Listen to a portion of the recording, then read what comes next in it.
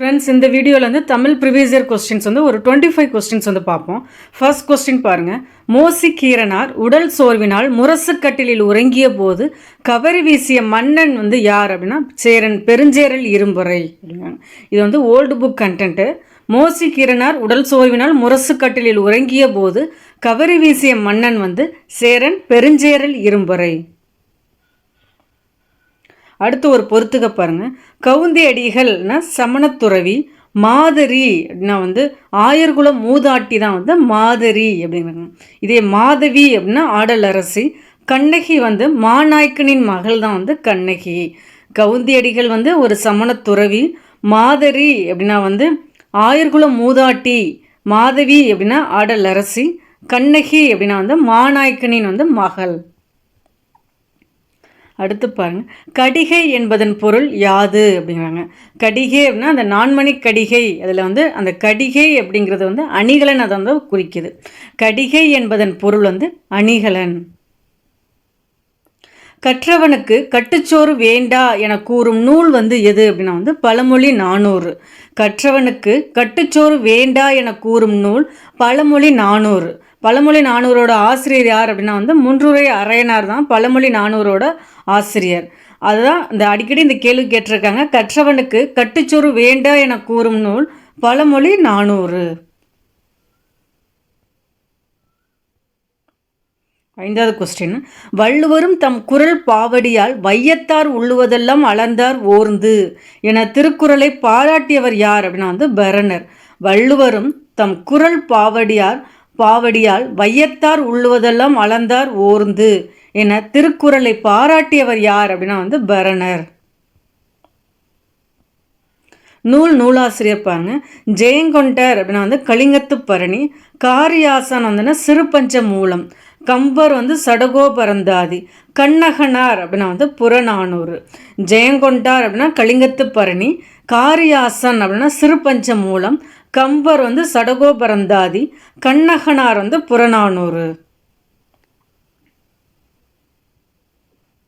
என் பானோக்கா யாகிலுமுன் பற்றற்றால் பற்றில்லேன். இந்த வரிகள் வந்து யாருடையது அப்படின்னா வந்து குலசேகர ஆழ்வார் அவர்களுடையது. என் பானாக்கா யாகிலும் முன் பற்றற்றால் பற்றில்லேன் என்ற வரிகளை பாடியவர் வந்து குலசேகர ஆழ்வார்.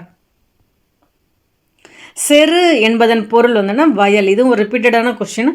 செரு என்பதன் பொருள் வயல். திருக்குறளில் 7 என்னும் எண்ணுப்பெயர் எத்தனை குறட்பாவில் இடம்பெற்றுள்ளது அப்படின்னா வந்து 8 குறட்பாவில் தான் இடம்பெற்றிருக்கு.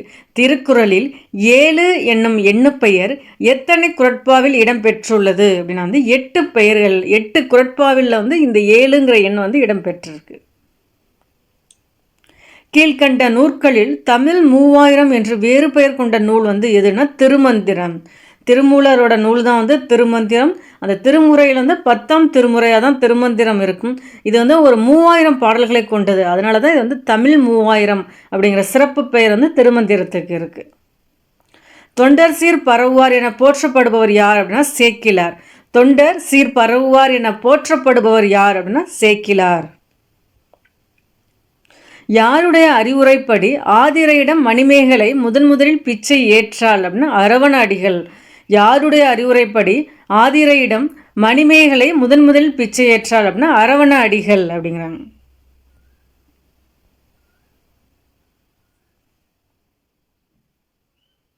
தண்டமிழ் ஆசான் சாத்தன் நன்னூர் புலவன் என மணிமேகலை ஆசிரியர் சீத்தலை சாத்தனாரை பாராட்டியவர் யார் அப்படின்னா இளங்கோ அடிகள்.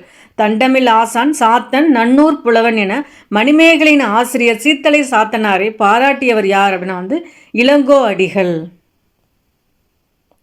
கம்பரை புறந்தவர் யார் அப்படின்னா சடையப்ப வள்ளல். கம்பரை புறந்தவர் யார் அப்படின்னா வந்து சடையப்ப வள்ளல் தான் கம்பரை புறந்தவர். அதான் ஆதரித்தவர் தான் சடையப்ப வள்ளல். இதே வள்ளல் வந்து சீதகாதி வந்து யாரை ஆதரித்திருப்பாங்கன்னா உமருப்புலவரை தான் ஆதரித்திருப்பாங்க வள்ளல் சீதகாதி. ஜி.யு. போப் திருவாசகத்தை எந்த மொழியில் மொழிபெயர்த்தார் அப்படின்னா ஆங்கில மொழியில் தான் மொழிபெயர்த்திருப்பார். திருக்குறள், திருவாசகம், புறநானூறு இதெல்லாமே வந்து ஆங்கிலத்தில் மொழிபெயர்த்திருப்பாங்க ஜி.யு. போப் அவர்கள். ஜி.யு. போப் திருவாசகத்தை எந்த மொழியில் மொழிபெயர்த்தார் அப்படின்னா ஆங்கிலம். எந்த ஆண்டு அப்படின்னா 1900 தான் மொழிபெயர்த்திருப்பாங்க. நடுவண் அரசு தமிழை செம்மொழியாக அறிவித்த ஆண்டு வந்து 2004. செம்மொழி அந்தஸ்து மொத்தம் 6 மொழிகளுக்கு தான் கொடுத்துருப்பாங்க. அதில் முதல்ல தமிழுக்கு வந்து கொடுத்துருப்பாங்க. எந்த ஆண்டு அப்படின்னா 2004. குருக், மால்தோ, பிராகு என்பன வட திராவிட மொழிகள் அப்படின்னா குருக், மால்தோ, பிராகுயி என்பன வட திராவிட மொழிகள்.